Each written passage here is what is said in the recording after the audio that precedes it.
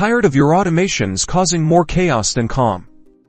Let's dive into the most common Zapier errors and how to squash them before they squash you. Hey automation aficionados, welcome to a quick guide to common Zapier errors. Knowing these pitfalls can save you hours of frustration and ensure your Zaps run smoothly.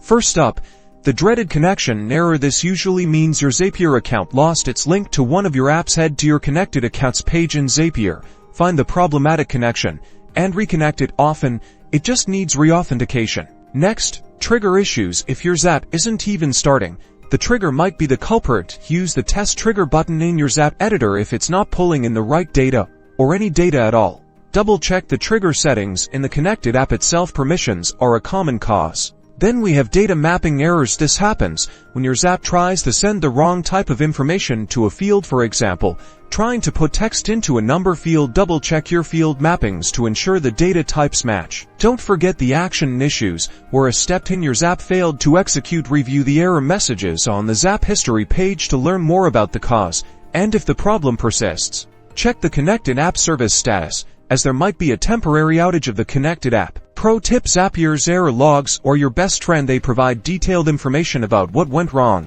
helping you pinpoint the exact issue. And always remember to use conditional logic filters to prevent unexpected data from breaking your Zaps. So, there you have it. Keep these common errors and troubleshooting tips in mind, and you'll be well on your way to building reliable and rock-solid automations. Happy zapping!